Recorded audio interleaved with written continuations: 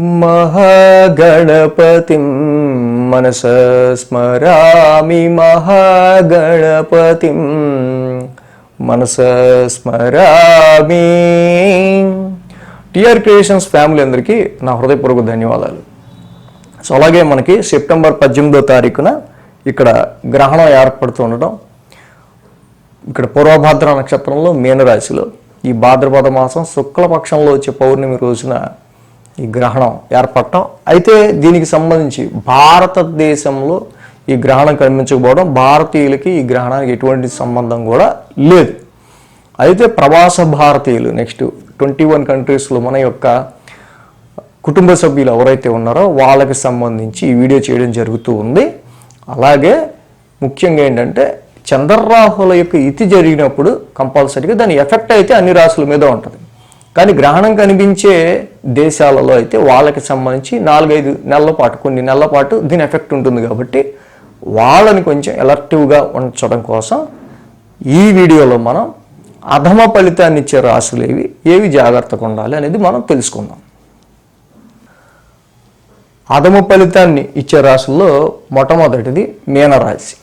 ఇక్కడ మీనరాశి వారికి ఏమైందంటే ఆల్రెడీ మనం చెప్పుకున్నాం, పూర్వభాద్ర నక్షత్రంలోనే మీనరాశిలోనే జరుగుతుంది. కాబట్టి పూర్వభాద్ర నక్షత్రం వాళ్ళు, మీనరాశిలో ఉన్నవాళ్ళు ఎవరైతే పూర్వభాద్ర నక్షత్రం ఉంటారో వాళ్ళకి సంబంధించి జనరల్గానే ఎవరికైనా సరే కొంచెం ఎఫెక్ట్ అనేది చూపిస్తుంది. మైండ్ స్థిమితంగా ఉండదు. ఎప్పుడైతే రాహుతో చంద్రుడు కలిసి ఉన్నాడో ఇక్కడ, సో కాబట్టి ఈ యాంప్లిఫికేషన్ ప్లానెట్ చంద్రుడితో కలిసిన రాహు యాక్చువల్గా మైండ్లో స్థిమితం లేని ఆలోచనలన్నీ క్రియేట్ చేస్తూ ఉంటాడు. కొన్నిసార్లు అనవసరమైన భయాలు కూడా క్రియేట్ చేసే ఆస్కారాలు ఉంటుంది. కాబట్టి వీళ్ళు ముఖ్యంగా ఏంటంటే అనవసరమైన భయాల విషయంలోనూ ఆందోళన విషయంలోనూ ఫస్ట్ వీళ్ళు ఏంటంటే వీటి విషయానికి సంబంధించి అంతగా లేనిదాన్ని ఉన్నట్టు ఊహించుకొని ఎక్కువగా వీళ్ళు అనవసరంగా ఆలోచనలతోనే టైం వేస్ట్ చేయకుండా ఉండటం. సో ఎప్పుడైతే చంద్రరాహుల ఈతి రాశిలో జరుగుతుందో కొంత ఆరోగ్యపరమైన విషయాల్లో కేర్ తీసుకోండి. మీరు తీసుకునే డెసిషన్స్లో ఆల్రెడీ సప్తమంలో కేతు ఉన్నాడు. మీరు తీసుకునే డెసిషన్స్లో అది కనుక కరెక్ట్గా లేకపోతే కనుక కొన్నిసార్లు ఇక్కడ మీకు సంబంధించి మీ ఐడెంటిటీకి సంబంధించిన విషయాల్లో కూడా దీని యొక్క ఎఫెక్ట్ అనేది కనిపిస్తుంది. సో కాబట్టి ఏదో ఆలోచించి ఏదో చేసి అనవసరంగా మీరు మాత్రం మాట తెచ్చుకోవద్దు. మాట తెచ్చుకునే పనులు చేయకుండా ఉండటం అనేది మీనరాశి వాళ్ళు ఇక్కడ ముందుగా జాగ్రత్త తీసుకోవాల్సిన విషయం. ఆరోగ్యపరమైన విషయాల్లో జాగ్రత్త తీసుకోవాల్సిన విషయం. అలాగే మనం చెప్పుకున్నట్టు అనవసరమైన మానసిక ఆందోళనకి లేనిది ఊహించుకొని ఎక్కువగా మానసిక ఆందోళన పడే విషయాల్లో కొంత జాగ్రత్తగా ఉంటే సరిపోతుంది. సో ఇక్కడి వరకు అధమ ఫలితం ఎందుకు వస్తుంది వీళ్ళకంటే ఈ అనవసరమైన భయాలు. సో కొన్నిసార్లు లాస్ట్ వీళ్ళు చివరికి తీసుకునే డెసిషన్ ఏదైతే ఉందో ఆ డెసిషన్ కొంచెం దానివల్ల వీళ్ళు మాటపడాల్సిన అవసరం ఆరోగ్యపరంగాను వీటి విషయాల్లోనే ఎక్కువ కనిపిస్తుంది. అంటే వీటి విషయాల్లో కేర్గా ముందుకు వెళ్ళటం, అసలు ఈ గ్రహణాన్ని చూడకపోవటం, ఈ గ్రహణం సమయంలో మంత్రజపం చేసుకోవడం, చంద్ర నవగ్రహ శాంతి మంత్రం, దుర్గా మంత్రాలు ఏవైనా సరే దుర్గాదేవిని ఆరాధించుకోవటం. అలాగే తప్పకుండా కుదిరితే పట్టు స్నానం, విడుపు స్నానం అన్నీ చేసుకొని కేజింపావు బియ్యము, ఒక నాగపడగ, లేకపోతే ఆ గ్రహణం అయ్యేంత సమయం కూడా 6:11 నుంచి 10:17 వరకు ఇండియన్ స్టాండర్డ్ టైంలో జరుగుతుంది. కాబట్టి ఆ టైంలో మీ దేశంలో రాత్రి ఎంత అవుతుందో చూసుకొని ఒక రాగి పాత్రలోనే నీళ్లు పెట్టి ఆ గ్రహణం సమయంలో పాత్రతో సహా దానం ఇచ్చేసిన ఆ తర్వాత రోజు కేజింబావు బియ్యంతో పాటుగా మంచిది. సో ఇలా చేయటం వల్ల ఇంకా మంచి జరుగుతుంది. ఇక అధమ ఫలితాన్ని ఇచ్చే మరొక రాశి ధనుసు రాశి. ధనుసు రాశి వారికి మన ప్రవాస భారతీయులు ఎక్కడైతే ఉంటారో, సో భారతదేశానికి వర్తించదు కాబట్టి ప్రవాస భారతీయులు ఎవరైతే ఉంటారో మీ దేశంలో మనకి ఇక్కడ 6:11 నుంచి 10:17 వరకు ఉదయం గ్రహణం జరుగుతుంది. మీ దేశంలో అది రాత్రి ఏ సమయం అవుతుందో చూసుకొని మీ దేశం ఉందా లేదో ఆ గ్రహణం టైంలో మనం ఆల్రెడీ వీడియో చేసుకున్నాం, దాన్ని బట్టి చూసుకొని. సో ధనుసు రాశి వారికి ఇక్కడ ముఖ్యంగా చతుర్థ స్థానంలో జరుగుతుంది. ఎందుకు అధమ ఫలితం అంటే ఇక్కడ మీ ఎమోషన్కి సంబంధించిన విషయాల్లో చాలా వరకు కూడా ఫ్లక్చువేషన్స్ వచ్చే ఆస్కారాలు ధనుసు రాశి వారికి ఉంటాయి. సో కాబట్టి ఈ రకమైన విషయాల్లో ముఖ్యంగా ఏంటంటే ప్రాపర్టీస్ విషయంలో కానీ, మదర్ విషయంలో కానీ, మీ ఇన్నర్ పీస్ మానసిక ప్రశాంతత విషయంలో కానీ చాలా వరకు కూడా ఈ 4th హౌస్లో గ్రహణం పట్టడం అనేది మానసిక అప్రశాంతతకి దారితీసే ఆస్కారాలు ఉంటాయి. మానసిక అప్రశాంతత దేనికి వస్తుంది, అది మీకు నడుస్తున్న పరిస్థితులు బట్టి అర్థమవుతుంది. మన మనసుకు ఎప్పుడు ఇబ్బంది కలుగుద్ది అంటే మనకి ఇష్టమైన వాళ్ళకి ఏదైనా జరిగితే ఇబ్బంది కలుగుద్ది, మనకి మనసుకు నచ్చని జరిగితే ఇబ్బంది కలుగుద్ది. కాబట్టి మనసుకు నచ్చని జరిగే ఆస్కారాలు ఉండొచ్చు.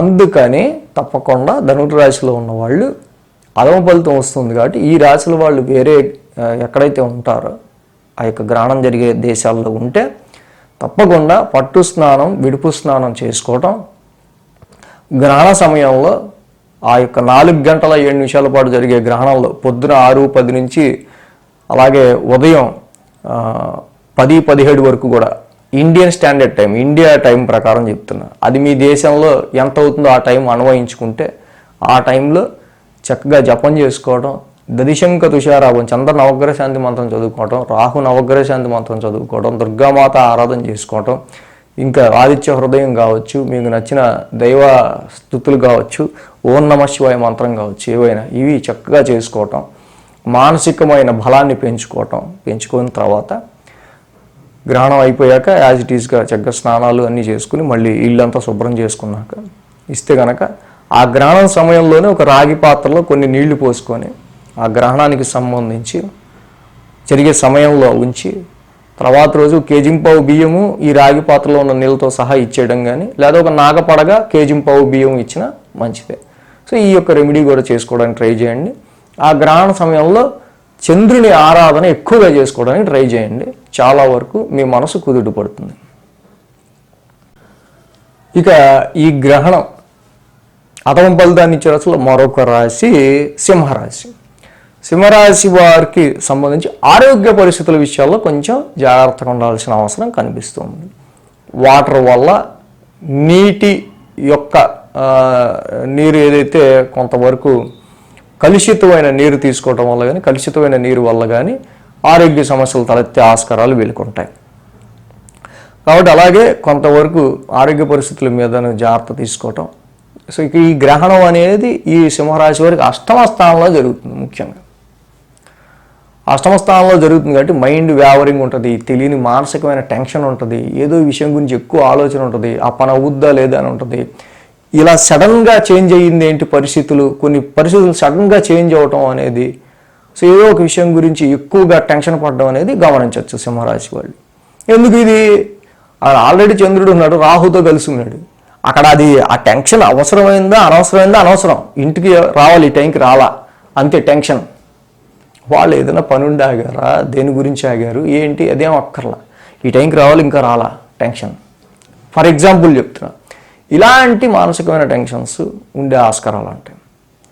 సింహరాశి వాళ్ళు తప్పకుండా ఈ గ్రహణ సమయంలో ఏదైతే 6:10 నుంచి 10:17 వరకు ఇండియా టైంలో గ్రహణం జరుగుతుందో మీ దేశానికి అన్వయించుకొని ఈ సమయంలో గ్రహణానికి ముందు పట్టు స్నానం, గ్రహణం తర్వాత విడుపు స్నానం, గ్రహణం మధ్యలో తప్పకుండా చంద్ర నవగ్రహ శాంతి మంత్రం, దుర్గామాత ఆరాధన, ఆదిత్య హృదయ పారాయణం కానీ, ఓం నమః శివాయ మంత్రం కానీ, మీకున్న జప మంత్రాలు కానీ ఏమన్నా చేసుకుంటూ గ్రహణం పూర్తయ్యాక ఆ రోజు కానీ తర్వాత రోజు కానీ ఏదైతే ఆ గ్రహణం సమయంలో ఒక రాగి పాత్రలో గ్రహణం జరుగుతున్న టైంలో కొంచెం నీరు పోసి ఉంచి కేజింపావు బియ్యము ఆ రాగి పాత్రతో నీళ్లతో సహా నా తర్వాత రోజు దానంగా ఇచ్చేసుకుంటే మంచి ఫలితం అనేది మీకు కలుగుతుంది. ఇక మనకి చూస్తే కనుక అధమ ఫలితాన్ని ఇచ్చే రాశుల్లో మరొక రాశి మేషరాశి. మేషరాశి వారికి చూస్తే ఈ గ్రహణం 1000 స్థానంలో జరుగుతుంది. 1000 స్థానంలో ఏదైతే ఈ గ్రహణం జరుగుతుందో వీళ్ళకి మన పేర్లోనే ఉంది, ఏమనుంది, వ్యయం, ఖర్చు కదా. ఖర్చుల విషయాల్లో మేషరాశి వాళ్ళు జాగ్రత్తగా ఉండాల్సిన అవసరం ఉంది. అయితే ఈ గ్రహణం ఏదైతే ఉందో కొంచెం నిద్ర పట్టకుండా చేసే ఆస్కారాలు ఉంటాయి. నిద్ర పట్టకుండా చేసే ఆస్కారాలు ఉంటాయి.